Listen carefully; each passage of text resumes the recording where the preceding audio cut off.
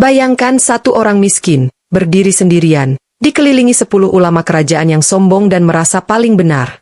Tapi yang terjadi justru sebaliknya. Satu persatu ulama itu terdiam, menangis, bahkan raja pun sampai sujud di depan orang yang dianggap rendah ini. Siapa dia? Ya, Abu Nawas. Dan inilah debat paling gila yang pernah terjadi dalam sejarah istana. Jangan kedip, karena akhir ceritanya bikin merinding dan menangis. Assalamualaikum warahmatullahi wabarakatuh, teman-teman yang dirahmati Allah.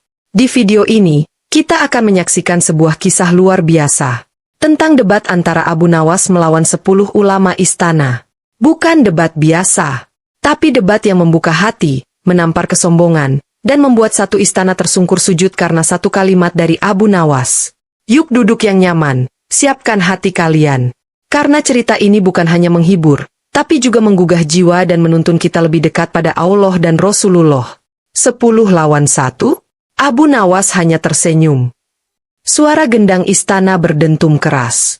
Para dayang berlarian ke sana kemari, membawa baki-baki kitab besar dan gulungan kertas berisi pertanyaan-pertanyaan rumit tentang agama, akidah, logika, dan kehidupan. Di aula besar yang biasa digunakan untuk menjamu para raja dan utusan negara sahabat, kini disulap menjadi arena debat paling panas sepanjang sejarah kerajaan. Raja tampak duduk tenang di singgasananya, tapi matanya menyiratkan kegelisahan. Di hadapannya berdiri 10 ulama istana, berjubah mewah, sorban tinggi, dan tongkat yang ujungnya dihiasi batu permata.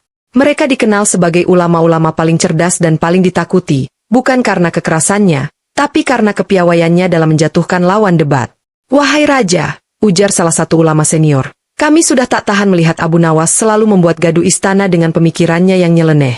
Izinkan kami mengujinya. Jika ia benar bijak, maka biarlah ia buktikan di hadapan rakyat dan ulama. Raja mengangguk. Panggil Abu Nawas. Beberapa penjaga segera berlari ke rumah si penyair nyentrik itu. Tak lama, Abu Nawas muncul dengan wajah santai, senyum lebar, dan tangan kosong. Tak membawa kitab, tak membawa pena. Bahkan, ia datang tanpa alas kaki. Apakah engkau tak tahu ini debat paling besar? Hardik salah satu ulama.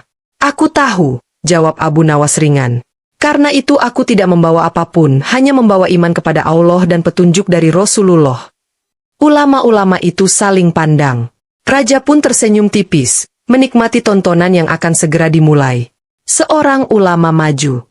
Pertanyaanku pertama, wahai Abu Nawas, jika Allah itu maha melihat, apakah ia juga melihat yang tak bisa dilihat oleh mata manusia, seperti angin, pikiran, dan niat?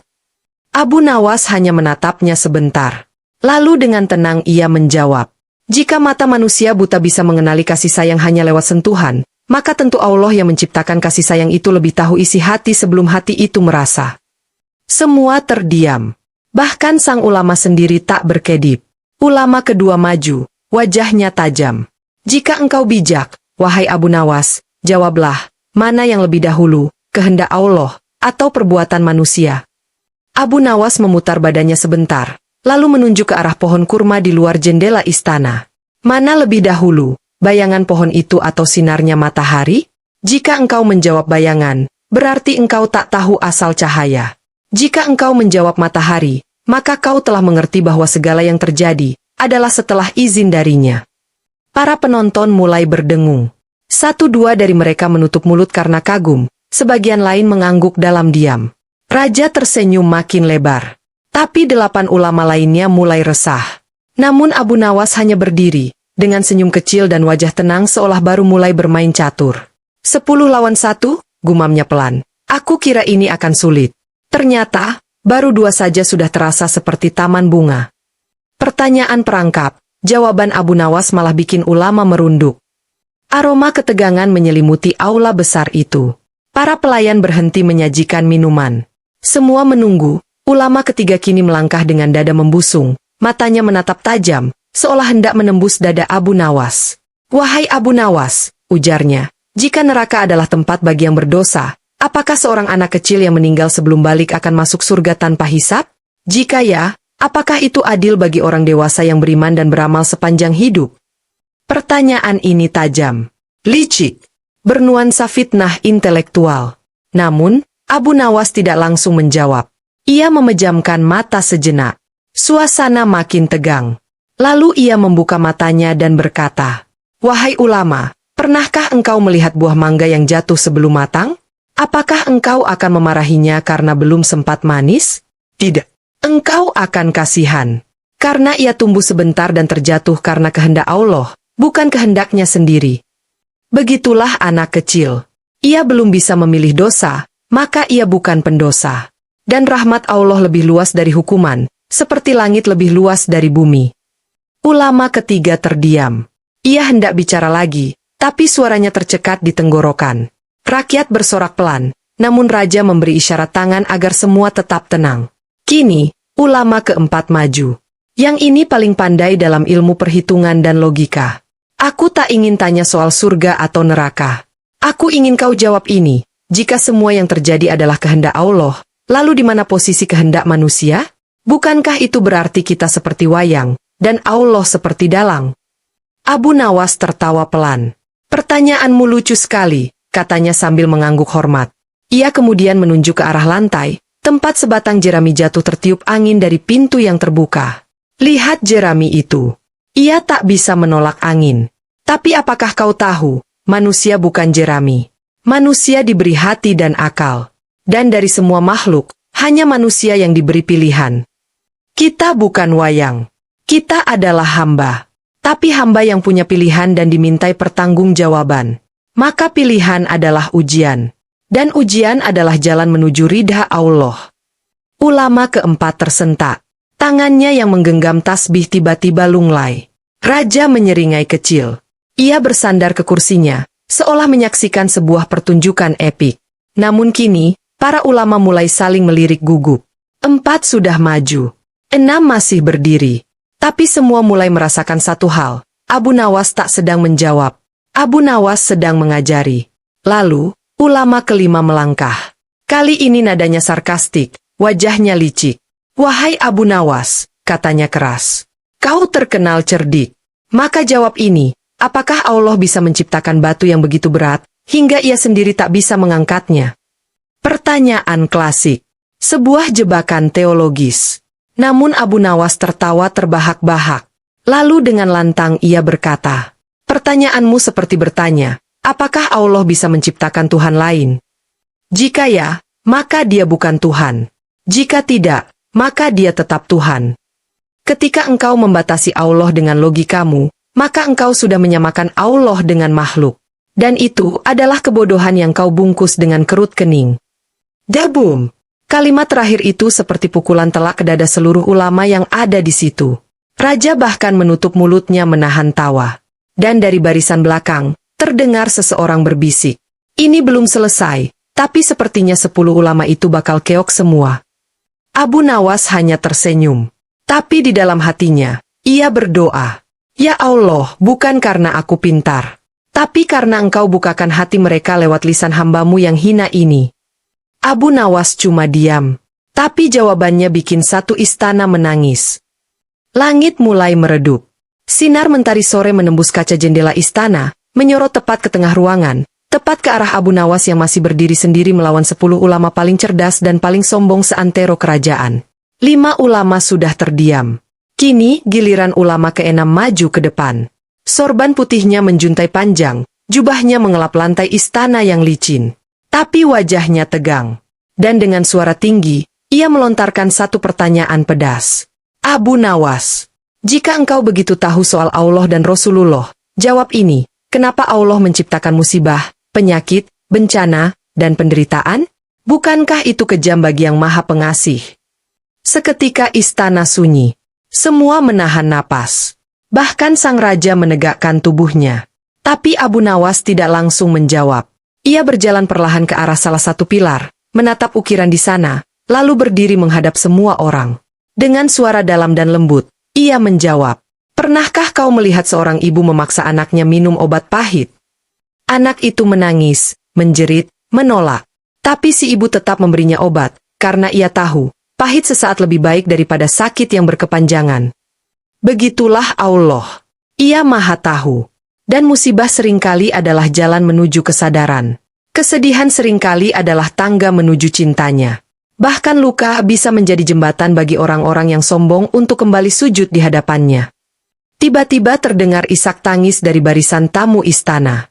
Seorang ibu yang kehilangan anaknya beberapa tahun lalu, yang diam-diam duduk di antara rakyat, mulai meneteskan air mata. Ulama keenam tertunduk. Tak bisa berkata apa-apa. Tapi sebelum hening itu larut, ulama ketujuh langsung menyambung cepat. Ia tak mau memberi celah untuk Abu Nawas mengendalikan suasana. Kalau begitu, katanya tajam, bagaimana engkau menjelaskan tentang dosa? Bukankah Allah sudah tahu siapa yang akan masuk neraka dan siapa yang ke surga? Lalu apa gunanya kita beramal? Abu Nawas mengangguk pelan. Ia menjawab dengan satu kisah. Ada seorang raja yang tahu salah satu rakyatnya akan mencuri.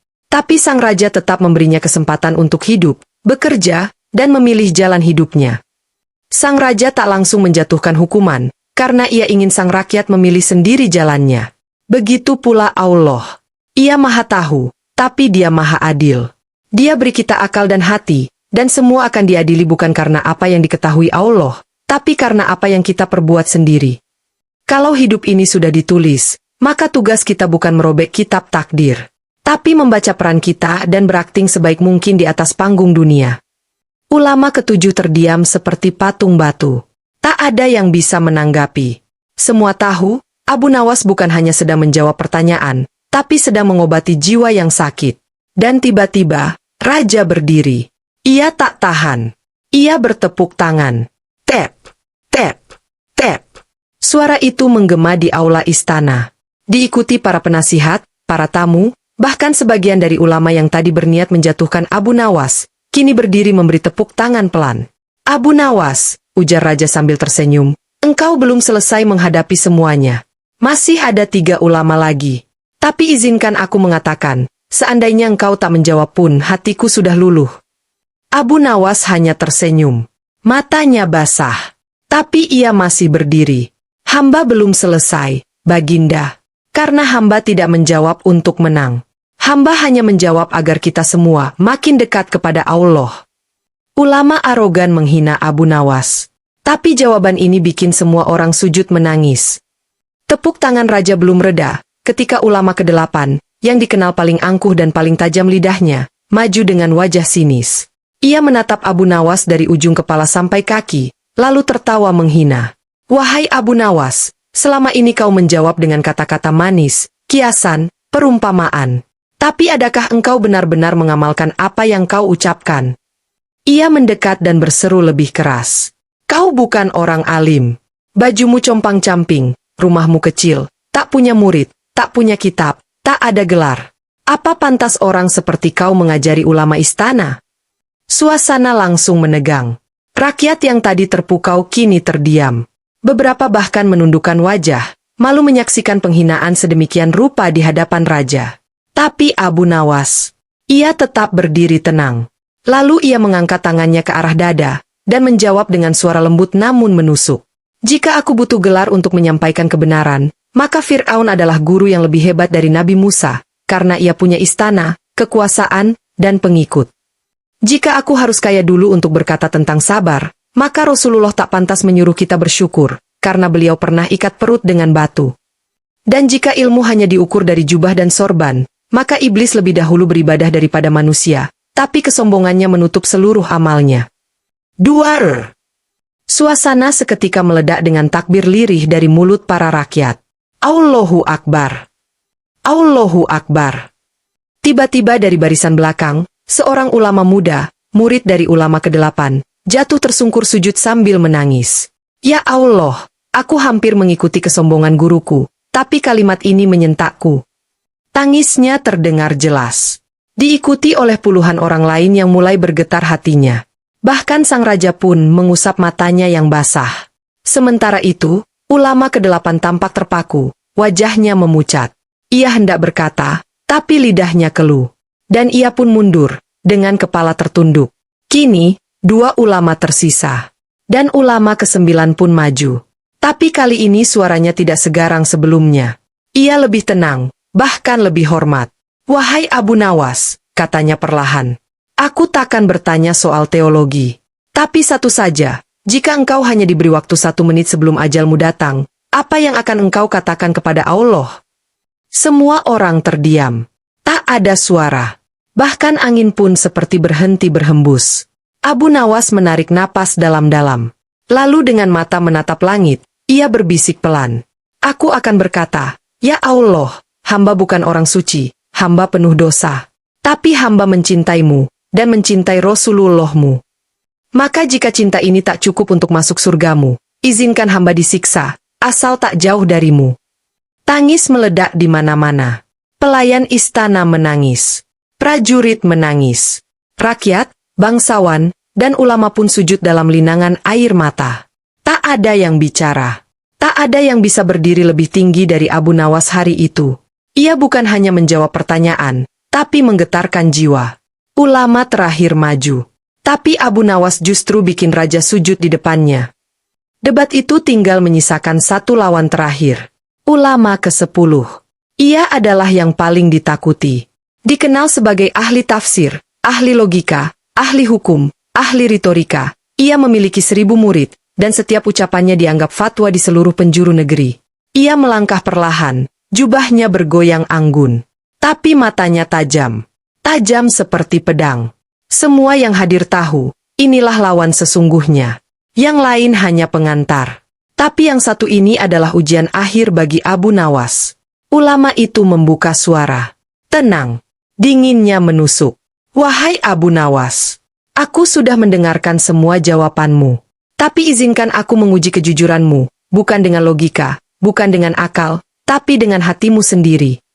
Abu Nawas menunduk hormat. Silakan, wahai Tuan Ulama. Sang ulama berkata, selama ini kau mengaku bijak, cerdas, dan dekat dengan Allah. Tapi adakah kau pernah merasa takut? Takut jika semua yang kau ucapkan selama ini hanyalah kesombongan? Hanyalah kepintaran lidah? Hanyalah permainan kata, dan bukan kebenaran dari Allah? Ruangan hening. Semua mata tertuju pada Abu Nawas. Dan untuk pertama kalinya, Abu Nawas meneteskan air mata. Ia mengangkat wajahnya perlahan, dan suara gemetar keluar dari lisannya. Wahai Tuan Ulama, demi Allah yang jiwaku di tangannya, aku lebih takut pada ria dalam jawaban, daripada takut pada kalah dalam debat. Setiap malam, aku menangis di sajadah, bukan karena aku merasa pandai, tapi karena aku takut, bahwa semua yang keluar dari lidah ini, bukanlah ilmu, tapi racun. Aku hanya seorang hamba, yang berjalan di tengah gurun ilmu, mencari setetes hikmah dari kasih sayang Allah. Tangis Abu Nawas pecah. Raja langsung berdiri. Ia berjalan cepat ke depan. Dan tanpa ragu, ia menjatuhkan diri, bersujud di hadapan Abu Nawas. Para ulama terbelalak. Para penjaga ternganga. Raja bersujud kepada seorang lelaki lusuh yang datang tanpa kitab, tanpa sorban, tanpa gelar. Abu Nawas, ucap raja sambil terisak. Aku iri padamu, karena engkau menjawab dengan hati. Bukan untuk mengalahkan, tapi untuk menundukkan ego kami. Dan seketika, seluruh istana pun ikut bersujud. Ulama ke-10 meneteskan air mata. Ia tak mampu menatap Abu Nawas. Ia hanya berbisik, engkau bukan sekadar bijak. Engkau adalah cermin bagi kami, yang sombong dalam ilmu tapi kering dalam hati. Hari itu, Abu Nawas tak hanya memenangkan debat. Ia memenangkan hati seluruh istana. Ia tak meminta hadiah. Ia hanya pergi, kembali ke rumah kecilnya, dengan baju lusuh yang basah oleh air mata, dan hati yang penuh syukur kepada Allah. Ya Allah, engkau tutupi aibku dengan kalimat indah. Padahal engkau tahu, aku hanya debu yang menumpang napasmu. Kesimpulan, dari kisah ini, kita belajar satu hal penting. Ilmu tanpa hati hanyalah kesombongan. Tapi kejujuran, ketulusan, dan cinta kepada Allah, itulah cahaya yang menundukkan langit dan bumi. Abu Nawas tak datang dengan gelar, kitab, atau sorban mahal. Tapi ia membawa cinta kepada kebenaran, dan hati yang bersih dari ria dan dengki. Dan itulah yang membuatnya lebih agung dari 1000 ulama yang angkuh. Semoga kita termasuk orang-orang yang tidak sibuk mencari gelar, tapi sibuk membersihkan hati, agar diterima oleh Allah dan dicintai oleh Rasulullah. Amin ya Rabbal Alamin. Bayangkan, hanya dengan sebutir kacang, satu ulama besar tersungkur. Dengan satu kalimat, Satu gereja gemetar. Dan dengan segenggam debu, seorang filsuf angkuh langsung bersujud. Ini bukan sekadar kisah. Ini adalah 5 perdebatan paling panas sepanjang sejarah Abu Nawas, yang tak hanya membungkam lawan, tapi juga membuka pintu surga bagi mereka yang tersesat. Dan yang terakhir, semua orang masuk Islam. Siap-siap merinding sampai ke tulang belakang.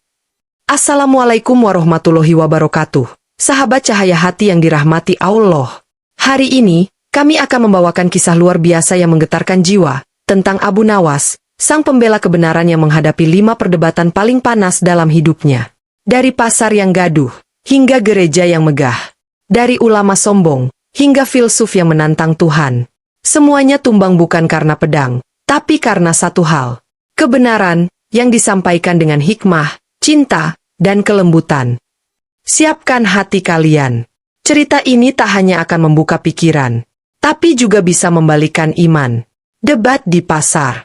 Ulama sok pintar dibungkam Abu Nawas cuma pakai sebutir kacang. Di sebuah kota yang makmur di bawah kepemimpinan seorang raja yang gemar ilmu, pagi itu pasar dipenuhi hiruk-pikuk manusia. Abu Nawas, dengan jubah kusamnya, berjalan santai menenteng kantong kosong, sambil tersenyum-senyum melihat keramaian. Tiba-tiba, seorang ulama dari luar kota naik ke atas tumpukan peti dan berteriak lantang. Wahai penduduk kota, aku datang membawa ilmu dari timur dan barat. Siapa yang mau menguji kecerdasan, silakan naik ke sini. Kerumunan pun bersorak. Tapi mereka saling pandang dan tak satu pun berani maju. Ulama itu berdiri congkak, sorbannya tinggi menjulang, dan janggutnya dipilin sampai ke dada. Tak lama, Abu Nawas melangkah maju dengan tenang. Aku tidak punya kitab, tidak pula punya ilmu dari timur dan barat, ucap Abu Nawas merendah. Tapi aku punya 1 biji kacang dan 1 pertanyaan yang belum pernah dijawab oleh siapapun. Ulama itu tertawa. Sebutir kacang? Apakah kau mau mendebat dengan kacang? Abu Nawas tersenyum. Iya. Tapi jangan remehkan, karena dari sebutir kacanglah, engkau akan tahu batasan akal manusia dan kebesaran Allah. Kerumunan mendadak hening. Semua menanti, apa yang akan terjadi? Abu Nawas pun duduk bersila di hadapan sang ulama. Tuan ulama, jika engkau benar berilmu, jawab pertanyaanku. Dari mana datangnya rasa gurih dalam kacang ini? Ulama itu mengerutkan kening. Itu karena lemak nabati, senyawa kimia. Abu Nawas menyela, aku tidak tanya ilmumu. Aku tanya, siapa yang menciptakan rasa itu? Ulama itu terdiam. Bibirnya gemetar. Kalau rasa asin, kita tambahkan garam. Kalau manis, kita tambahkan gula. Tapi rasa gurih dalam kacang? Tak ada tukang kacang di dunia yang bisa menciptakannya. Itu fitrah dari Allah. Kerumunan mulai bersorak. Wajah ulama merah padam. Jadi, siapa yang lebih berilmu? Orang yang sombong dengan kitab dan kata-kata, atau yang bisa membaca tanda-tanda Allah dalam sebutir kacang? Setelah suasana pasar mulai ribut oleh sorakan dan tepuk tangan, sang ulama mulai merasa terpojok. Wajahnya memerah, tapi ia tetap mencoba bertahan. Itu hanya permainan kata. Bukan debat ilmiah, katanya dengan suara tinggi. Abu Nawas berdiri perlahan, memungut sebutir kacang yang ia jatuhkan tadi, lalu menatap tajam ke mata ulama itu. Kalau begitu, izinkan aku tanya yang kedua, ucap Abu Nawas. Apa nama rasa ini dalam kitabmu? Sang ulama gelagapan, membuka lembar demi lembar kitabnya, lalu berkata gugup, dalam ilmu fiqh tak disebutkan rasa kacang. Abu Nawas tertawa kecil dan berkata dengan bijak. Itulah perbedaan antara ilmu yang hidup dan ilmu yang kaku. Ilmu yang hidup bisa melihat kebesaran Allah dalam sebutir makanan. Sedangkan ilmu yang kaku hanya sibuk menghafal huruf demi huruf, tanpa merenungi makna. Kerumunan pun meledak dalam sorakan. Seorang pedagang bahkan berteriak, baru kali ini aku mengerti makna syukur dari kacang yang aku jual tiap hari. Ulama itu mencoba menenangkan suasana. Baik, kalau kau begitu cerdas, jelaskan padaku bagaimana kacang itu tumbuh dari tanah yang hitam tapi menghasilkan rasa yang lezat. Abu Nawas mengangkat kedua tangan dan memandang ke langit. Wahai Allah yang Maha Pencipta, Engkau jadikan tanah tempat berpijak, juga tempat bersemayamnya rahasia. Dari tanah Engkau tumbuhkan kehidupan, dan dari kehidupan, Engkau munculkan pelajaran bagi manusia. Lalu ia menunduk dan berkata, jawabannya satu, karena Allah menghendakinya demikian. dan hanya orang bodoh yang menolak kehendak Allah. Ulama itu mulai menggigit bibir, dan beberapa orang tua di pasar mulai menepuk bahunya, memberi isyarat agar ia menghentikan perdebatan. Tapi ia malah berteriak keras. Abu Nawas menghina ilmu. Namun Abu Nawas membalas dengan suara rendah yang menusuk hati. Bukan, aku hanya menghina kesombongan yang menyamar jadi ilmu. Pasar mendadak sunyi. Semua terdiam mendengar kalimat terakhir Abu Nawas yang menusuk seperti panah kebenaran. Ulama itu menarik napas dalam-dalam. Matanya kini mulai basah, tapi egonya belum luruh. Abu Nawas, katanya dengan nada gemetar, kalau memang engkau mengaku tahu kehendak Allah, bisakah kau jelaskan, mengapa Allah menciptakan kebodohan dalam diri manusia seperti aku? Abu Nawas tak langsung menjawab. Ia menunduk, lalu tersenyum penuh welas kasih. Suaranya lirih tapi menggema ke seluruh penjuru pasar. Karena dari kebodohan lahirlah kerendahan hati. Dan dari kerendahan hati, Allah bukakan jalan menuju hikmah. Ia melangkah pelan mendekati ulama itu. Tapi jika kebodohan dibungkus dengan sorban dan dibumbui kesombongan, maka itulah hijab terbesar yang menutupi cahaya ilmu. Ulama itu tertunduk. Lalu terdengar isakan. Seorang penjual kurma mengusap matanya, dan beberapa wanita berbisik. Demi Allah, ini bukan perdebatan. Ini dakwah. Tiba-tiba, dari kejauhan, datang seorang pengawal istana. Ia berlari tergesa-gesa dan berteriak. Raja ingin tahu apa yang terjadi. Ada kabar bahwa Abu Nawas menaklukkan ulama besar hanya dengan sebutir kacang. Abu Nawas tertawa geli.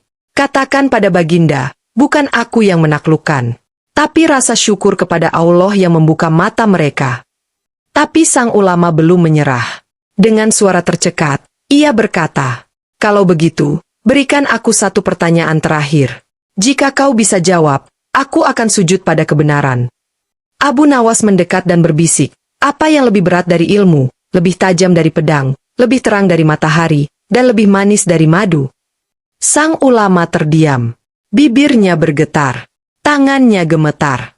Tak ada satupun kata keluar. Kerumunan menanti. Dan Abu Nawas pun menjawab sendiri. Itu adalah hidayah dari Allah. Saat Abu Nawas mengucapkan kata, hidayah dari Allah, suasana pasar mendadak berubah. Seolah waktu berhenti sejenak. Burung-burung yang sebelumnya hingar-bingar di langit kini terbang perlahan, seakan turut menyimak. Sang ulama terduduk lemas. Sorban yang sedari tadi berdiri tegak di kepalanya kini terjatuh. Tangannya gemetar, wajahnya pucat. Ia menatap Abu Nawas dengan mata yang mulai berkaca-kaca. Aku telah kalah, gumamnya pelan. Bukan karena aku tak bisa menjawab, tapi karena hatiku selama ini tertutup oleh keangkuhan. Abu Nawas meraih tangan ulama itu dan membantunya berdiri. Kau tidak kalah, wahai saudaraku. Justru hari ini engkau menang. Menang dari musuh yang tak tampak, hawa nafsu dan kesombongan. Tiba-tiba, suara trompet istana terdengar. Pengawal kerajaan datang membawa tandu dan berkata, Raja memanggil Abu Nawas dan sang ulama ke istana. Baginda ingin mendengar langsung debat yang mengguncang kota ini. Abu Nawas hanya tersenyum, debatnya sudah selesai, tapi pelajarannya baru dimulai. Sore harinya di istana, sang raja duduk di singgasananya. Wajahnya penasaran tapi penuh wibawa. Di hadapannya, Abu Nawas dan sang ulama berdiri berdampingan. Ceritakan padaku, wahai Abu Nawas, apakah benar engkau mengalahkan ulama besar hanya dengan sebutir kacang? Abu Nawas menjawab, tidak, Baginda. Bukan aku yang mengalahkan beliau, tapi kejujuran beliau sendiri yang menaklukkan hatinya. Raja mengangguk. Dan apa pelajaran dari itu semua? Abu Nawas menunduk, lalu berkata, bahwa ilmu tanpa rendah hati hanyalah seperti langit tanpa cahaya, tinggi tapi gelap, dan hidayah tidak turun pada mereka yang menganggap dirinya paling tahu. Sang raja terdiam, lalu berdiri, turun dari singgasana, dan menepuk bahu keduanya. Hari ini, aku belajar bahwa tidak semua debat harus ada pemenang. Kadang, kemenangan yang sejati adalah saat hati menemukan kebenaran. Malam mulai merambat. Istana kini diterangi lentera emas yang berpendar lembut. Raja duduk bersila di halaman, diikuti para menteri, ulama, dan rakyat yang diizinkan masuk karena perintah Baginda. Abu Nawas duduk di tengah-tengah mereka. Di sebelahnya, Sang ulama yang tadi begitu congkak kini bersikap begitu rendah hati. Tangannya terus memegang sebutir kacang yang telah ia bungkus dalam kain putih. "Hari ini aku mengerti," ujarnya terbata, "bahwa ilmu bukan tentang seberapa banyak yang kita hafal, tapi seberapa dalam kita merenungi tanda-tanda Allah." Tiba-tiba sang ulama berdiri. Ia menatap ke arah rakyat, lalu berseru, "Wahai manusia, dulu aku mengira kemuliaan itu terletak pada gelar dan kitab. Tapi hari ini aku melihat kemuliaan datang dari satu hal, hidayah dari Allah, yang turun kepada hati yang bersih." Ia terdiam sejenak, kemudian dengan suara menggetarkan, "Demi Allah, hari ini aku bersaksi bahwa kebenaran itu bukan di lisan yang lantang, tapi di hati yang ikhlas. Dan aku ingin masuk Islam, yang sebenar-benarnya. La ilaha illallah, Muhammadur Rasulullah." Suasana istana mendadak riuh. Semua yang hadir meneteskan air mata. Raja bangkit dari duduknya, memeluk sang ulama yang kini resmi menjadi saudara seiman. Abu Nawas menunduk, lalu berkata pelan, "Dan semua itu hanya berawal dari sebutir kacang." Debat di istana. Abu Nawas lawan pendeta. Jawaban soal surga bikin semua masuk Islam. Pagi itu istana tampak sibuk tak seperti biasanya. Raja baru saja menerima surat tantangan dari seorang pendeta besar dari negeri seberang, yang mengaku mampu membungkam siapapun dalam debat soal agama, termasuk soal surga dan neraka. Dengan nada menantang, sang pendeta menulis, "Jika Islam memang benar, maka buktikan. Jika tidak bisa menjelaskan seperti apa surga itu, maka tinggalkan keyakinan kalian dan ikutlah bersamaku." Raja pun geram. Para ulama istana berkumpul, namun tak ada yang berani menjawab tantangan sang pendeta itu. Hingga tiba-tiba, dari arah pintu belakang, masuklah sosok sederhana berjubah lusuh, tertawa pelan sambil mengunyah roti kering. "Wahai Baginda Raja, aku dengar ada yang sombong mengaku tahu bentuk surga." Raja tersenyum lega. "Abu Nawas, hanya kau harapanku." Keesokan harinya, halaman istana diubah menjadi arena debat. Rakyat berkumpul, para pembesar duduk berjejer. Sang pendeta datang dengan pakaian putih bersalib emas dan senyum penuh kesombongan. "Siapa lawanku?" tanyanya lantang. Abu Nawas maju, membungkuk santun. "Aku, hanya hamba biasa, tapi diberi akal oleh Allah, dan itu cukup." Pendeta tersenyum sinis. "Katakan padaku, seperti apa surga dalam Islam? Jika kau tak bisa menggambarkannya, berarti agamamu hanya hayalan." Abu Nawas menatap langit sejenak, lalu menatap mata sang pendeta. "Aku akan jawab. Tapi kau harus jawab dulu pertanyaanku. Jika kau bisa menjawabnya, aku akan tunduk padamu." Pendeta menantang balik, "Apa pertanyaannya?" Abu Nawas pun bertanya, "Bisakah kau menggambarkan rasa manis kepada orang yang belum pernah merasakannya sama sekali, tanpa menyuruhnya mencicipi?" Pendeta terdiam. Abu Nawas melanjutkan, "Begitu pula surga. Tidak akan bisa digambarkan dengan logika manusia, karena kenikmatannya melebihi apapun yang pernah dilihat, didengar, atau dibayangkan. Karena Allah berfirman bahwa surga adalah yang tak pernah terlintas di hati manusia." Pendeta mulai gelisah. Rakyat mulai bersorak pelan, kagum akan jawaban Abu Nawas. Maka siapapun yang memaksa menjelaskan surga secara fisik, padahal belum mencicipinya, seperti orang yang menjelaskan rasa manis padahal tak pernah menyentuh madu. Pendeta menunduk. Tangannya mengepal. Tapi perdebatan masih panjang. Pendeta itu mulai gelisah. Ia menarik napas dalam-dalam, mencoba mengendalikan emosinya yang mulai meledak. Sementara Abu Nawas tetap tenang, bahkan terlihat santai memainkan ujung sorbannya. Pendeta pun mencoba menyerang balik. Jika memang surga tidak bisa dijelaskan, mengapa Islam terus-menerus menggambarkannya dengan taman, buah-buahan, bidadari? Apakah itu bukan dongeng? Abu Nawas menjawab lembut namun tajam. "Itu adalah perumpamaan, wahai pendeta. Karena manusia yang belum pernah menyentuh dunia akhirat, hanya bisa memahami yang serupa dengan apa yang ia lihat di dunia. Maka Allah gunakan bahasa yang manusia bisa pahami. Tapi itu belum menggambarkan aslinya." Pendeta masih berkeras. "Lalu, untuk apa dijelaskan, jika tak bisa dijangkau?" Abu Nawas berdiri perlahan. Ia berjalan pelan ke tengah halaman istana, memungut segenggam pasir, lalu meniupnya ke udara. "Lihat pasir ini," ucapnya, "begitu kecil, namun mengandung rahasia penciptaan.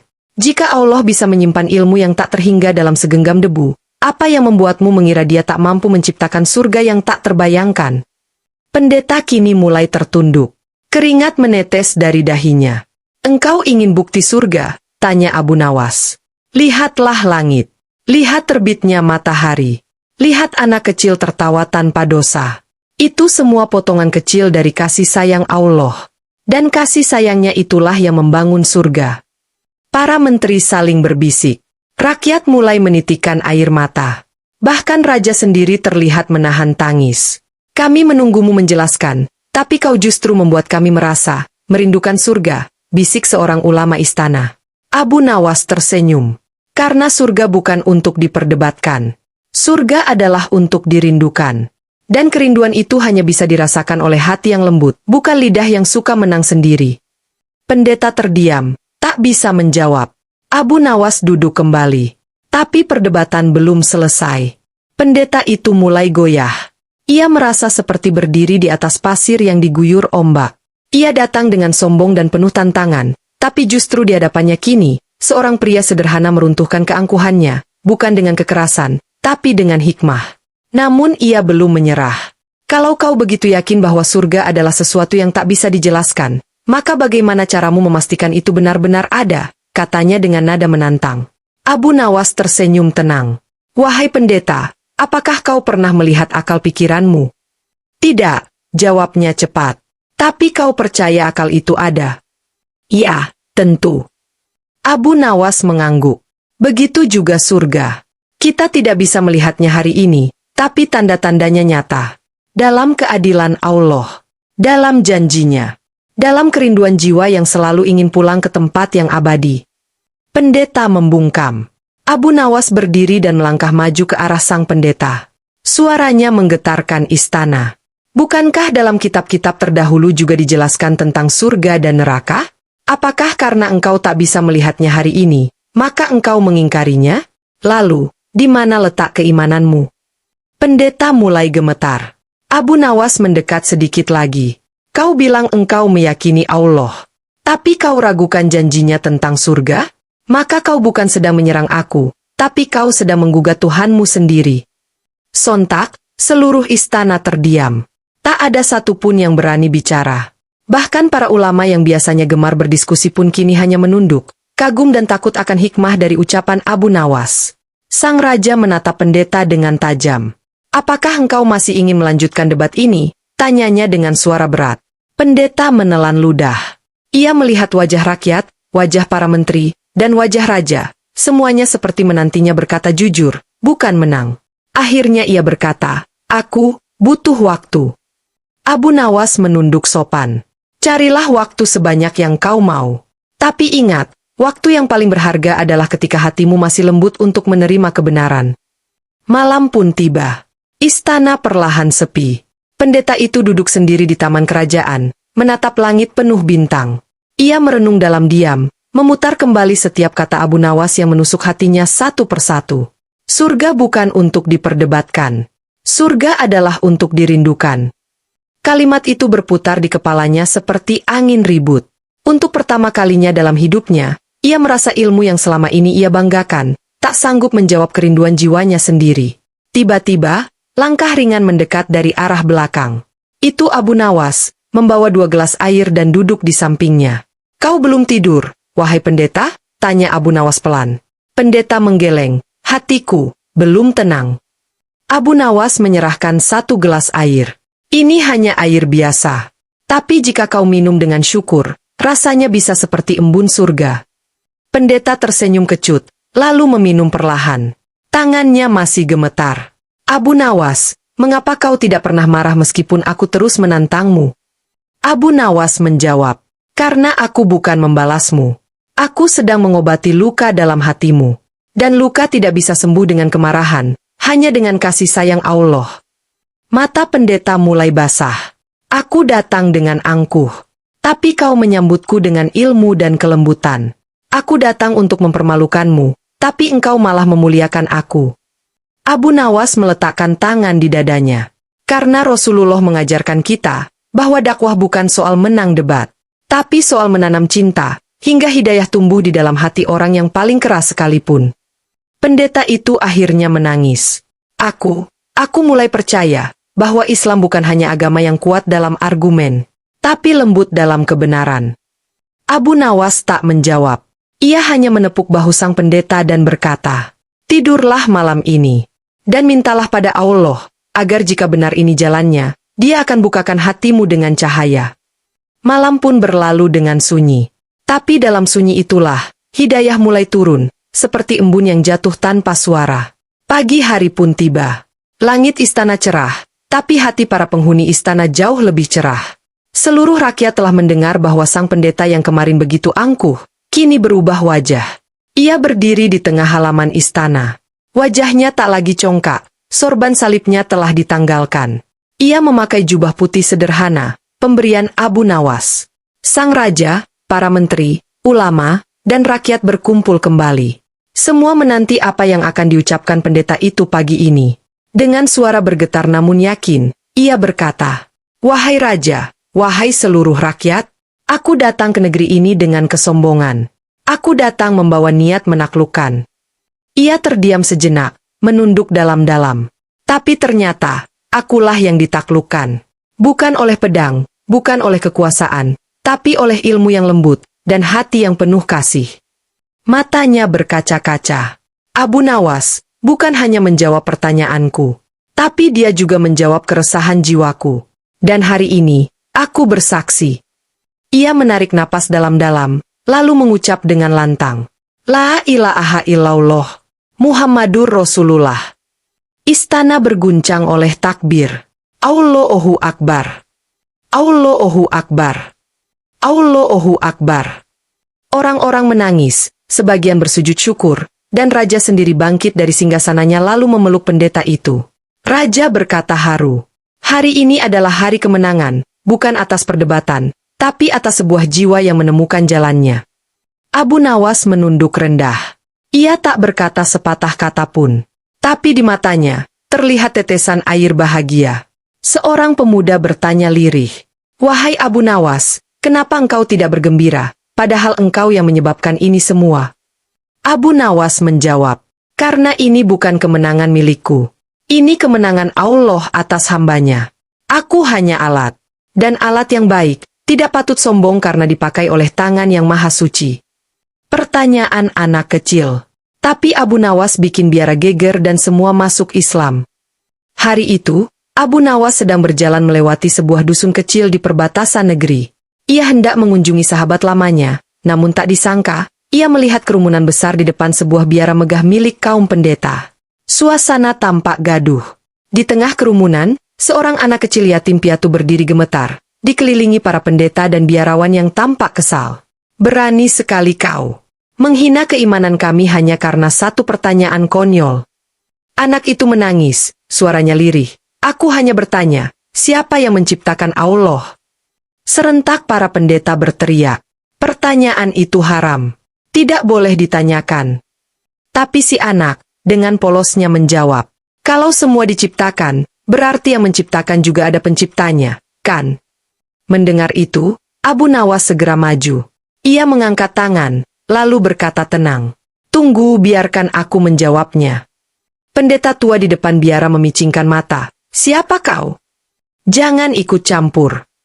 Abu Nawas menjawab santai, "Aku hanya seorang musafir. Tapi kalau kalian tak bisa menjawab pertanyaan anak kecil, izinkan aku yang menjawab. Siapa tahu Allah menitipkan jawabannya lewat orang seperti aku." Pendeta tertawa sinis. "Baik, tapi kalau kau gagal, kau harus sujud di depan altar kami." Abu Nawas tersenyum, "Dan kalau aku berhasil, kalian yang harus sujud pada kebenaran." Seluruh biara mendadak hening. Debat paling menegangkan akan dimulai, dan bukan sembarang debat, tapi menyangkut hakikat ketuhanan. Abu Nawas berlutut di hadapan anak kecil itu. Ia menatapnya lembut dan bertanya, "Nak, kau percaya bahwa Allah itu ada?" Anak itu mengangguk, meski masih menangis. "Dan kau percaya bahwa Allah yang menciptakan segalanya?" Anak itu menjawab, "Iya." Abu Nawas lalu berdiri, menatap para pendeta. "Ketika kalian mengatakan semua diciptakan, kalian mengukur segala sesuatu dengan standar manusia. Padahal Allah berada di luar ukuran, ruang, dan waktu. Ia berbalik ke anak itu dan berkata, "Nak, kamu adalah makhluk yang tercipta. Maka kamu perlu pencipta.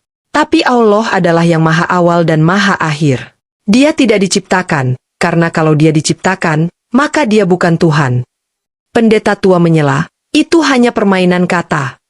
Tapi Abu Nawas tersenyum. "Kalau begitu, aku tantang kalian. Jika kalian bisa tunjukkan asal-muasal cahaya yang menciptakan dirinya sendiri, maka aku akan ikut keyakinan kalian." Mereka terdiam. Abu Nawas melanjutkan, "Allah adalah cahaya itu. Dan dia tak perlu diciptakan karena dialah pencipta segalanya." Setelah jawaban Abu Nawas mengguncang kerumunan, suasana di depan biara makin panas. Pendeta-pendeta mulai gelisah. Mereka saling berbisik, berusaha mencari celah untuk membantah. Pendeta tertua melangkah maju. Jubahnya panjang menyapu lantai, matanya tajam menusuk. "Jika Allah tidak diciptakan, maka dia harus bisa dibuktikan. Tunjukkan padaku di mana dia. Apakah kau pernah melihat Allah, wahai Abu Nawas?" Kerumunan bergemuruh. Bahkan anak kecil yang tadi bertanya pun menatap Abu Nawas dengan cemas. Namun Abu Nawas justru tertawa kecil. Ia memandang langit, lalu menghela napas panjang. "Wahai pendeta, apakah kau pernah melihat akalmu?" Pendeta mengerutkan dahi. "Tentu saja tidak." "Tapi kau yakin kau punya akal?" "Tentu," jawabnya tegas. Abu Nawas tersenyum. "Begitu pula aku dengan Allah. Aku tidak melihatnya dengan mata kepala. Tapi aku merasakannya dalam setiap detak jantungku, dalam hembusan angin, dalam air yang mengalir, dalam cinta seorang ibu kepada anaknya, dan bahkan dalam keinginanmu sendiri untuk mencari kebenaran." Semua pendeta terdiam. Bahkan suara burung-burung pun mendadak senyap. Abu Nawas menatap lurus ke arah para biarawan, lalu melanjutkan, "Kalau kalian meminta bukti tentang keberadaan Allah, maka lihatlah ciptaannya. Bukankah kitab kalian juga berkata, langit bercerita tentang kemuliaan Tuhan?" Salah satu pendeta muda mulai menangis. Ia teringat betapa sering ia menatap bintang di malam hari dan merasa ada sesuatu yang agung, tapi ia takut mengakuinya. "Dan kalian meminta Allah turun ke bumi untuk kalian percaya," ujar Abu Nawas. "Padahal manusia tak sanggup menatap matahari dalam sepenuh cahaya, apalagi menatap penciptanya." Rakyat yang menyaksikan tak kuasa menahan air mata. Anak kecil itu memeluk Abu Nawas dan berkata, "Sekarang aku mengerti, Allah itu tidak bisa dilihat, tapi bisa dirasa." Pendeta tua mulai goyah. Tapi ia belum menyerah. "Lalu, jika dia tak bisa dilihat, dari mana kamu tahu bahwa hanya dialah Tuhan yang benar?" Abu Nawas pun menjawab, dan inilah kalimat yang membuat biara bergetar. "Karena hanya Allah yang tidak butuh tempat, tidak butuh waktu, tidak diciptakan, tidak diperanakan, dan tidak menyerupai siapapun. Selain dia, semuanya lemah." Begitu kalimat itu keluar dari mulut Abu Nawas. Selain dia, semuanya lemah. Seketika itu juga suasana di depan biara berubah mencekam. Para pendeta yang semula berdiri kokoh, kini goyah. Beberapa mulai memegang dada, seolah jantung mereka berdebar hebat. Sementara rakyat yang menyaksikan debat mulai berseru lirih. Ini bukan sekadar debat, ini pencerahan. Pendeta tua itu masih berdiri, tapi nadanya sudah tak setega sebelumnya. Suaranya bergetar saat bertanya, "Kalau benar hanya Allah yang layak disembah, kenapa banyak orang masih mencari jalan lain?" Abu Nawas tersenyum. Ia mengambil sebatang ranting kering di tanah, lalu menggambarkan garis-garis bercabang. "Lihat ini, garis ini bercabang banyak. Tapi hanya satu yang benar-benar menuju titik akhir. Begitulah manusia. Banyak jalan, tapi hanya satu yang sampai kepada Allah." Pendeta terdiam. Lalu dengan suara lemah, ia bertanya, "Lalu siapa yang menunjukkan jalan yang benar itu?" Abu Nawas berdiri, menatap lurus ke matanya, dan menjawab dengan suara menggetarkan, "Rasulullah Muhammad adalah penunjuk jalan itu. Karena beliau membawa wahyu dari Allah yang tidak pernah berubah. Tidak ditulis oleh manusia, tidak dipalsukan, tidak bertentangan dengan akal, dan menjawab kegelisahan hati setiap insan." Air mata mulai mengalir dari mata salah satu pendeta muda. Ia tak mampu menahan getaran iman yang mulai menyelinap ke dalam dadanya. Aku merasakannya," lirihnya. Setiap kata yang ia ucapkan, menjawab pertanyaan-pertanyaan yang selama ini kutahan bertahun-tahun. Abu Nawas memandangnya dengan lembut. "Itulah cahaya hidayah. Ia tak datang karena logika semata, tapi karena hati yang mau merendah. Tiba-tiba, pendeta tua itu berteriak marah, "Cukup! Ini sihir! Ini bujuk rayu!" Tapi suara itu tenggelam oleh bisikan hati para biarawan lain, yang mulai merasa kebenaran sudah ada di depan mata. Teriakan pendeta tua menggema, namun tidak lagi membuat takut. Justru seperti suara kosong di tengah keheningan jiwa yang mulai tercerahkan. Abu Nawas menatapnya dengan penuh kasih, bukan kebencian. Ia melangkah pelan ke arah pendeta tua itu dan berkata, "Wahai pendeta, engkau marah bukan karena aku salah, tapi karena hatimu tahu aku benar, dan egomu tak rela menerimanya." Pendeta tua menggertakkan gigi, tapi tak mampu menyanggah. Sementara itu, biarawan-biarawan muda yang sedari tadi diam, kini maju perlahan. Salah satu dari mereka berkata dengan suara bergetar, "Seumur hidup aku belajar tentang Tuhan, tapi baru hari ini aku merasa mengenalnya." Yang lain menunduk, menangis. Apa yang disampaikan Abu Nawas bukan hanya masuk akal, tapi menyentuh hati. Abu Nawas mengangkat tangannya ke langit, lalu mengucap lantang, "Ya Allah, jika mereka ikhlas mencarimu, maka turunkanlah hidayahmu sebagaimana engkau turunkan air ke tanah yang kering." Dan saat itu juga, langit mendung, dan gerimis turun perlahan di atas biara. Semua orang mendongak. Sebagian rakyat berbisik, padahal ini musim kemarau. Abu Nawas tersenyum haru. Inilah pertanda bahwa bumi mereka siap ditanami kebenaran. Salah satu biarawan muda langsung bersimpuh di hadapan Abu Nawas. "Tunjukkan kami, bagaimana kami bisa mengenal Tuhan yang sebenarnya." Abu Nawas memeluk mereka dengan penuh cinta. "Ucapkan 2 kalimat yang akan mengubah hidupmu, dunia dan akhiratmu."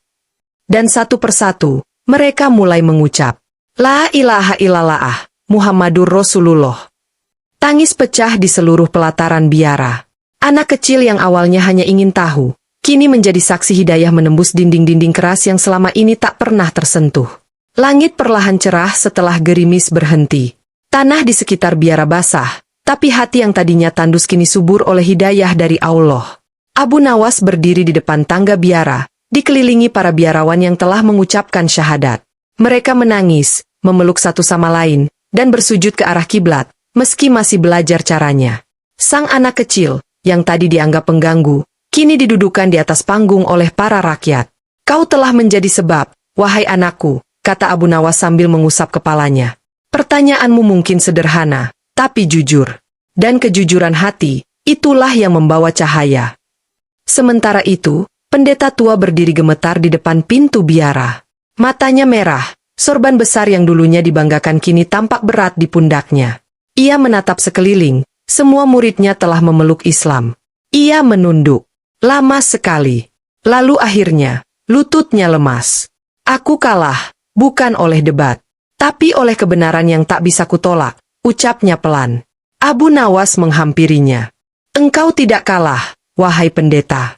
Engkau menang, karena engkau mengalahkan keangkuhan dalam dirimu." Pendeta itu meneteskan air mata. Tangannya gemetar saat mengangkatnya ke langit. "Aku bersaksi bahwa tiada Tuhan selain Allah, dan Muhammad adalah Rasulullah." Takbir pun bergema. Allahu Akbar. Allahu Akbar. Semua rakyat sujud syukur. Para ulama yang hadir memeluk satu persatu mantan biarawan.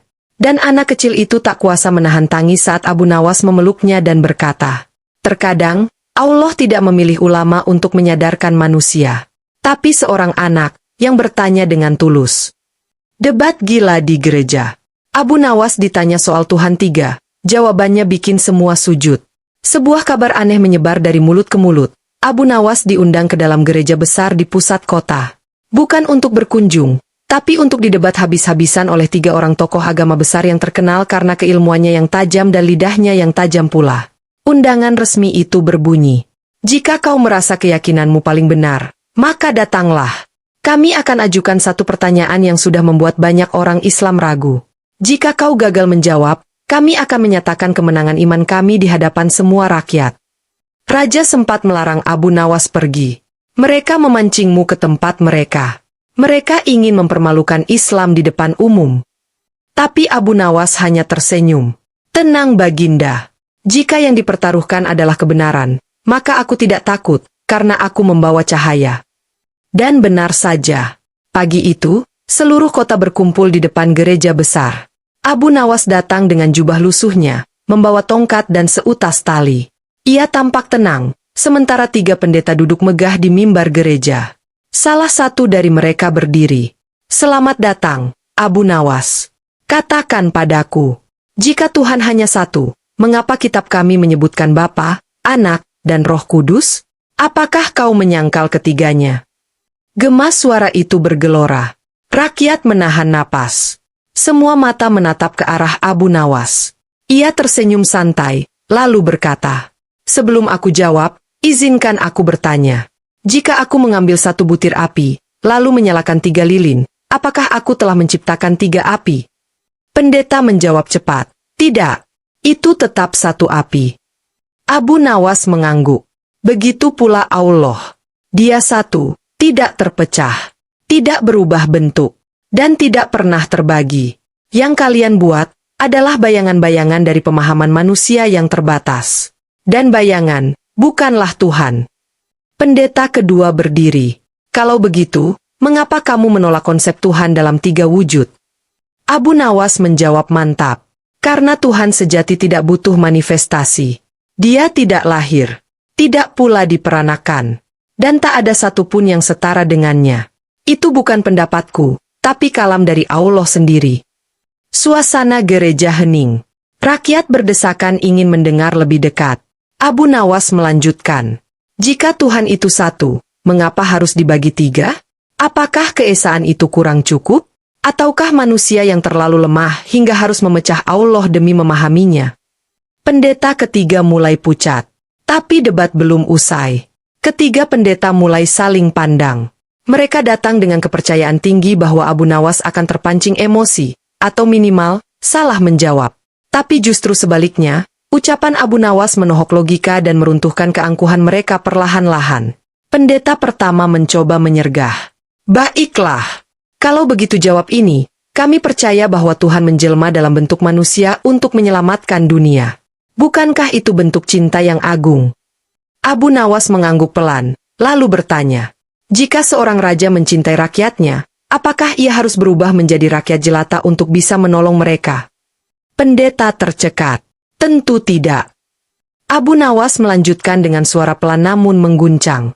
"Karena kekuasaan sang raja justru terletak pada kemampuannya menolong, tanpa harus turun derajat. Maka apakah Allah yang Maha Agung perlu menjadi manusia untuk menyelamatkan manusia? Bukankah itu artinya Dia terbatas?" Pendeta kedua berdiri. Wajahnya memerah. "Tapi kitab kami mengatakan itu adalah rahasia iman." Abu Nawas tersenyum lebar. "Maka biarlah aku jawab dengan iman pula, bahwa Allah tidak mungkin berubah menjadi makhluk, karena Dia bukan seperti apapun. Dan aku beriman karena akal dan hatiku mengakui keesaannya." Suara dari kerumunan rakyat mulai terdengar. "Demi Allah, aku tak pernah mendengar penjelasan yang seterang ini." Pendeta ketiga mencoba menyerang dari sisi lain. "Kalau Tuhan hanya satu, lalu bagaimana Dia hadir di mana-mana?" Abu Nawas mengambil seutas tali dari saku bajunya, lalu mengikatkannya ke tongkat yang ia bawa. Ia mengangkat tongkat itu tinggi dan berkata, "Bayangkan ini adalah matahari. Dan tali ini adalah cahaya yang menyebar. Matahari tetap satu, tapi cahayanya bisa menerangi dunia. Apakah itu membuat matahari jadi banyak?" Pendeta ketiga menunduk. Tak bisa berkata-kata. Begitu pula Allah. Dia esa, tapi hadir dengan ilmunya, kuasanya, rahmatnya, tanpa harus terbagi, tanpa harus berubah bentuk. Rakyat mulai menangis. Beberapa jemaat gereja memeluk dada mereka, bingung dengan perasaan yang menghangat di hati mereka. "Wahai pendeta," ujar Abu Nawas lagi, "hanya karena engkau tak bisa memahami Allah dengan logikamu, bukan berarti Allah harus mengecilkan dirinya demi logikamu." Pendeta pertama berbisik lirih, "Kita sedang kalah." Langit di atas gereja mendung pelan, seolah ikut menyimak detik demi detik debat yang kini mengarah ke titik paling menegangkan. Para jemaat sudah tidak duduk tenang. Banyak dari mereka mulai berdiri, merapat ke depan, ingin lebih dekat menyaksikan kata-kata yang tidak hanya menyentuh pikiran, tapi menampar hati. Salah satu pendeta muda tak tahan lagi. Ia berdiri, suaranya mulai lirih. "Abu Nawas, jika semua yang kau katakan benar, Mengapa banyak di antara kami yang belum bisa menerimanya? Mengapa hati kami masih berat, padahal akal kami sudah mengakui? Abu Nawas memejamkan mata sejenak, lalu membuka dan menatap mereka semua dengan pandangan yang dalam. Karena hati kalian belum menyerah. Kalian belum tunduk. Kalian masih menggenggam ego, seolah harus ada jalan logis yang membuat kalian tetap menang. Ia melangkah ke tengah mimbar, tepat di antara para pendeta. Tapi kebenaran tidak butuh kemenangan. Ia hanya butuh kerendahan hati. Dan jika hati kalian belum mau bersujud, itu karena kalian masih berdiri di atas kesombongan. Tiba-tiba, guntur menggelegar di luar gereja. Rakyat dan para jemaat mulai berbisik. Salah seorang wanita berteriak, "Demi Allah, ini bukan debat. Ini cahaya yang meruntuhkan tembok-tembok jiwa." Pendeta tua, yang sejak awal hanya diam, kini menangis. Ia berdiri perlahan. Tubuhnya gemetar. Suaranya parau saat berkata, "Selama puluhan tahun aku berdakwah, tapi dalam 1 jam ini, aku seperti sedang diajari dari awal." Ia menatap Abu Nawas. "Kau tak menghinaku, kau membimbingku. Dan aku lelah menyangkal apa yang sudah jelas." Abu Nawas mengangguk pelan, lalu membuka mushaf kecil dari sakunya, dan membacakan ayat yang artinya, "Katakanlah, dialah Allah, yang Maha Esa. Allah tempat bergantung segala sesuatu. Dia tidak beranak dan tidak pula diperanakan. Dan tidak ada sesuatu pun yang setara dengannya." Gema ayat itu bergema di ruang gereja. Para jemaat tak kuasa menahan tangis. Sebagian mulai bersimpuh, tapi momen belum berakhir. Langit kian kelabu. Tapi di dalam gereja besar itu, hati-hati yang gelap mulai terang. Para jemaat kini berjongkok, banyak yang menangis terseduh. Abu Nawas berdiri di tengah mereka seperti obor yang menyala lembut di malam pekat. Tapi ini bukan nyala api yang membakar, melainkan nyala hidayah, yang menghangatkan jiwa-jiwa yang selama ini beku oleh kebingungan. Pendeta tertua, yang selama puluhan tahun menjadi guru besar keimanan di wilayah itu, akhirnya berdiri tegak, dengan suara gemetar dan mata sembab. "Aku tidak punya jawaban lagi. Semua yang aku pelajari, hancur oleh satu hal, kejujuran." Ia menoleh ke arah para jemaat, lalu berkata dengan suara terbata, "Wahai umatku, aku tidak bisa lagi berbohong kepada kalian. Kita diajarkan untuk tunduk pada kebenaran, dan hari ini, aku mendengarnya dari mulut seorang pria bernama Abu Nawas." Semua mata menatapnya. Napas tertahan. Lalu, dengan perlahan, sang pendeta membuka kalung salib emas dari lehernya dan meletakkannya di atas altar. "Aku bersaksi bahwa tiada Tuhan selain Allah, dan Muhammad adalah Rasulullah." Takbir pun bergema di dalam gereja. Allahu Akbar. Allahu Akbar. Satu persatu, para pendeta lain menyusul. Jemaat yang selama ini bingung dan ragu kini menangis berpelukan, lalu bersimpuh. "Kami pun bersaksi, kami pun ingin bersujud. Ajari kami mengenal Allah yang Esa. Bimbing kami untuk menyusul cahaya ini." Abu Nawas tak berkata banyak. Ia hanya tersenyum haru, lalu memandang ke langit dan berkata dalam hati, "Wahai Allah, aku hanya hambamu. Tapi engkaulah yang membolak-balikan hati. Dan hari ini, engkau tunjukkan kuasamu lewat kelembutan." Anak-anak yatim dari sekitar gereja masuk ke dalam, memeluk ibu-ibu yang menangis, dan semua larut dalam lautan cahaya. Debat gila di gereja. Abu Nawas ditanya soal Tuhan tiga, jawabannya bikin semua sujud. Pagi yang kelabu itu berubah menjadi siang yang penuh cahaya. Bukan karena matahari bersinar lebih terang, tapi karena cahaya iman yang menyala di dalam dada manusia, yang sebelumnya tertutup oleh kebingungan dan kesombongan. Gereja yang dulunya berdiri sebagai simbol perdebatan, kini berubah menjadi tempat tangisan taubat dan syahadat. Pendeta tertua, yang kini telah menjadi saudara seiman, menggelar sajadah dari kain altar, dan berkata, "Hari ini, gereja ini bukan lagi tempat keangkuhan, tapi tempat sujud. Karena tak ada lagi yang lebih mulia, selain tunduk pada kebenaran dari Allah." Abu Nawas mengimami mereka semua. Untuk pertama kalinya, bangunan megah itu dipenuhi suara takbir dan ayat suci yang menggetarkan. Ihdinas syiratal mustaqim. Tunjukilah kami jalan yang lurus. Setelah sholat, seorang pemuda mendekati Abu Nawas.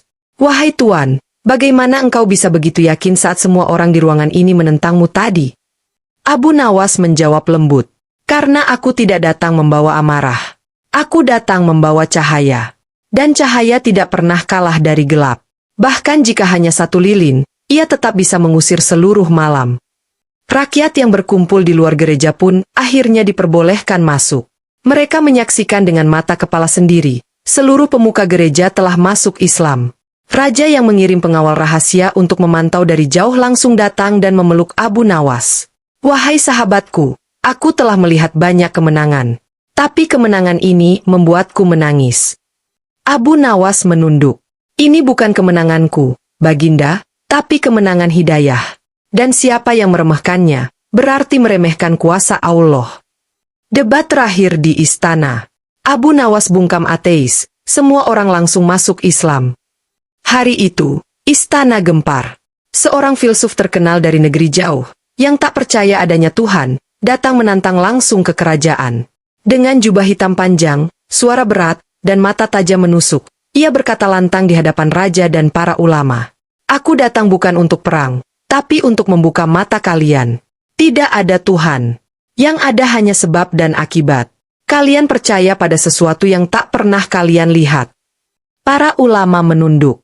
Sebagian gemetar. Bahkan sang raja pun terlihat resah.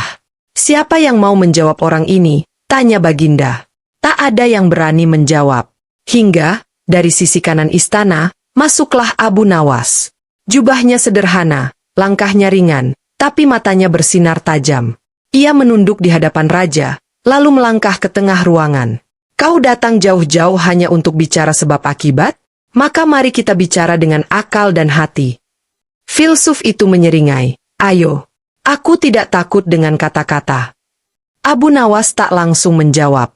Ia justru duduk di lantai, membuka selembar kertas, lalu menggambar lingkaran besar. Ia menunjuk lingkaran itu dan berkata, ini adalah dunia. Dan engkau berkata, dunia ini terjadi karena sebab. Maka aku tanya, siapa sebab dari sebab pertama? Filsuf terdiam sejenak, lalu menjawab, tidak tahu. Bisa jadi terjadi sendiri. Abu Nawas tersenyum.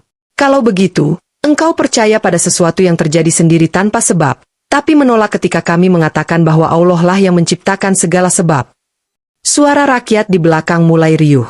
Filsuf mulai gelisah. Abu Nawas berdiri perlahan. Engkau bilang tidak percaya yang tak terlihat.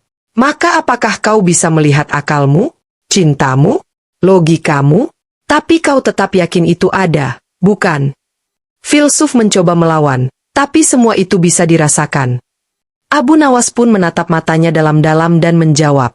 Begitu juga Allah, tidak bisa dilihat, tapi bisa dirasa oleh hati yang tidak sombong.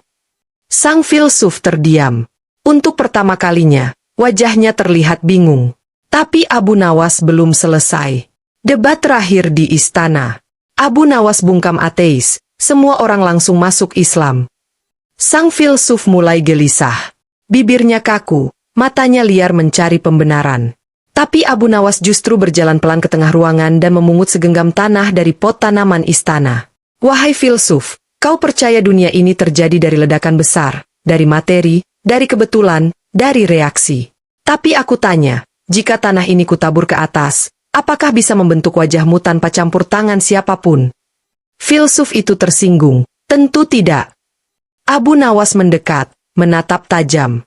Lalu bagaimana engkau bisa percaya bahwa seluruh galaksi, bumi, udara, kehidupan, bahkan sistem rumit dalam tubuhmu, semua terjadi sendiri tanpa pencipta? Istana hening. Bahkan burung-burung di jendela tampak diam mendengarkan. Filsuf berusaha berdalih, karena hukum alam. Abu Nawas tersenyum tajam. Dan siapa yang menciptakan hukum alam itu? Ia bungkam. Kalau kau bilang hukum alam itu abadi, maka hukum itu adalah Tuhanmu. Tapi Tuhan kami bukan hukum. Ia pencipta hukum. Ia bisa menetapkan hukum, dan mengubahnya kapanpun ia mau. Itulah Allah. Rakyat mulai bersorak pelan. Para ulama mulai meneteskan air mata. Sang raja pun berdiri dan berbisik. Hari ini, keagungan Islam terlihat jelas. Tapi Abu Nawas belum berhenti. Ia mengeluarkan segenggam garam, lalu menaburkannya ke lantai. Jika engkau mengatakan segala sesuatu terjadi karena logika, maka jelaskan padaku, mengapa garam bisa mengobati luka di mulut, tapi menyakitkan jika ditabur di luka tangan? Filsuf terpaku. tak bisa menjawab. Abu Nawas mendekat, dan dengan suara rendah yang menembus hati berkata, "Itulah tanda bahwa logika manusia terbatas. Dan ketika logika tak mampu menjawab, iman harus mengambil alih." Hening. Filsuf mulai meneteskan air mata. Tangannya gemetar, tapi masih mencoba bertahan. Kalau Tuhan ada, mengapa ia tak muncul di depan mataku saat ini juga? Abu Nawas menjawab dengan satu kalimat yang mengguncang istana. "Karena engkau tidak mencarinya dengan hati, tapi dengan kesombongan." Debat terakhir di istana. Abu Nawas bungkam ateis, semua orang langsung masuk Islam. Setelah kalimat terakhir Abu Nawas menggema di seluruh istana. "Karena engkau tidak mencarinya dengan hati, tapi dengan kesombongan."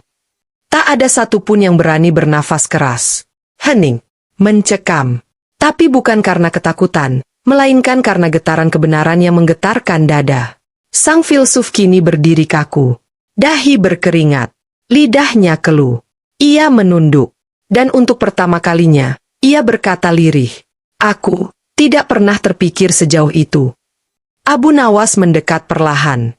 Matanya teduh, tapi suaranya menghujam. "Kau datang membawa ilmu. Tapi ilmu yang tidak disertai iman, hanyalah petunjuk tanpa cahaya. Seperti peta di tangan orang buta." Rakyat terharu. Beberapa bahkan mulai menitikkan air mata. Sang filsuf, yang tadinya sangat angkuh, kini mulai terisak. Ia berkata pelan, "Aku telah membaca ribuan buku, mendebat ratusan pemuka agama. Tapi belum pernah satupun membuatku goyah seperti ini." Abu Nawas menatapnya dalam. "Karena yang kami miliki bukan sekadar kata-kata, tapi cahaya dari langit, yang diturunkan kepada Rasulullah. Dan cahaya itu tidak menyilaukan, tapi menuntun." Tiba-tiba, Abu Nawas merogoh sakunya, lalu mengangkat sebutir biji gandum. Ia menunjukkan biji kecil itu kepada sang filsuf. "Lihat biji ini. Ia kecil, tak bernyawa. Tapi ketika diletakkan di tanah, ia tumbuh, memberi makan, menghidupi, menyuburkan." Lalu ia bertanya pelan, "Siapa yang membisikkan pada biji ini bagaimana caranya hidup? Siapa yang memerintahnya agar tahu kapan harus tumbuh dan kapan harus berakar?" Filsuf menjawab pelan, "Aku tidak tahu." Abu Nawas menunduk. "Karena engkau tidak mengenal Allah. Tapi hari ini, mungkin, dia sedang mengenalkan dirinya padamu." Hening. Lalu, sang filsuf berlutut. Tangisnya pecah. Ia menutupi wajahnya dan berseru, "Kalau memang dia nyata, maka tunjukilah aku jalannya." Abu Nawas tersenyum. Dan semua orang tahu, sebuah keajaiban sedang terjadi. Debat terakhir di istana. Abu Nawas bungkam ateis, semua orang langsung masuk Islam. Seluruh ruangan istana terasa sunyi, namun penuh getaran haru. Sang filsuf, yang sebelumnya begitu congkak dan penuh logika, kini bersimpuh di lantai marmer istana, menangis seperti anak kecil. Abu Nawas mendekatinya perlahan, lalu duduk di sampingnya dan berkata lembut, "Engkau mencari Tuhan lewat ribuan buku, lewat laboratorium, lewat teori. Tapi Tuhan bukan di sana tempatnya. Tuhan ditemukan saat kau berani melepas ego dan membuka hatimu." Sang filsuf menggigil. Ia menatap Abu Nawas dengan mata basah. "Lalu, apa yang harus aku lakukan?" Abu Nawas tersenyum dan menggenggam tangannya. "Ucapkanlah 2 kalimat ini dengan hati yang jujur, dan seluruh dosa serta keraguanmu akan terhapus seketika." Sang filsuf mengangguk. Suaranya pelan, gemetar, tapi jelas. "Asyhadu an la ilaha illallah, wa asyhadu anna Muhammadan Rasulullah." Istana meledak dengan takbir. Allahu Akbar. Allahu Akbar. Allahu Akbar. Tangis para ulama pecah. Raja langsung turun dari singgasananya, memeluk sang filsuf yang kini telah menjadi saudara. Bahkan para pengawal istana yang dikenal dingin ikut menyeka air mata. Beberapa rakyat bersujud syukur di pelataran istana. Abu Nawas berdiri dan mengangkat tangan ke langit. "Ya Allah, Engkau yang membolak-balikan hati manusia. Maka hari ini, Engkau telah menghidupkan hati yang dulunya mati karena sombong." Sang filsuf menatap langit dan berkata, "Selama ini aku hidup dalam gelap, tapi kini aku tahu, cahaya tidak butuh pembuktian. Ia hanya butuh diterima. Dan Islam adalah cahaya itu." Abu Nawas menoleh ke raja dan berkata, Baginda, hari ini bukan kemenangan seorang manusia. Tapi ini bukti bahwa kebenaran tidak perlu dikuatkan oleh suara keras, cukup dengan keikhlasan dan hujjah yang datang dari langit. Debat terakhir di istana. Abu Nawas bungkam ateis, semua orang langsung masuk Islam. Siang itu, istana bukan lagi tempat politik dan hukum. Ia berubah menjadi rumah cahaya, tempat kebenaran menari di udara dan hidayah turun seperti hujan rahmat. Sang filsuf, yang sepanjang hidupnya hanya percaya pada logika dan akal, kini sujud di lantai istana, mencium tanah dengan tangis tak henti. Ia memeluk Abu Nawas erat. Dulu aku pikir, Islam adalah agama yang harus dikritisi. Tapi hari ini, aku sadar, Islam adalah satu-satunya agama yang bisa menjawab semua keraguan dengan cinta, bukan caci maki. Abu Nawas membalas pelukan itu, dan berbisik, bukan aku yang menyentuh hatimu, tapi Allah yang mencintaimu dan membukakan hijab kesombonganmu. Raja pun berdiri di hadapan seluruh rakyat yang berkumpul. Wahai rakyatku, lihatlah bagaimana Allah mengubah hati yang paling keras menjadi selembut kapas. Lihatlah bagaimana Islam tidak memaksa, tapi merangkul. Seluruh istana bergetar oleh isak haru. Para ulama yang tadinya diam karena takut, kini mengangkat suara lantang. Hari ini adalah hari kemenangan Islam.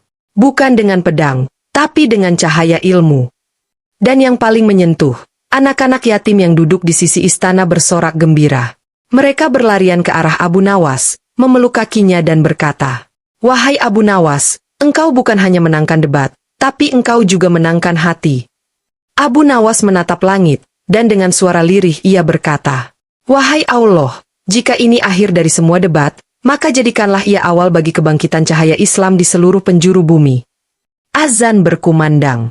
Dari menara istana, muazin memanggil umat dengan suara yang lebih merdu dari biasanya.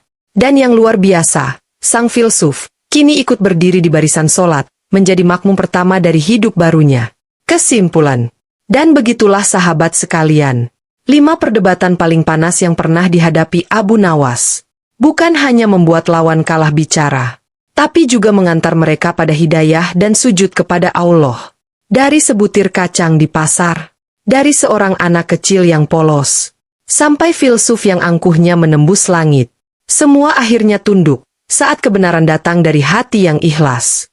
Abu Nawas tidak pernah mencari kemenangan, tapi dia selalu membawa cahaya. Dan cahaya tidak pernah berteriak, tapi cukup membuat semua mata melihat. Jika kamu tersentuh oleh kisah ini, bagikan kepada saudara dan sahabatmu. Karena bisa jadi, lewat satu cerita, hidayah Allah turun pada jiwa yang sedang mencari jalan pulang. Wassalamualaikum warahmatullahi wabarakatuh.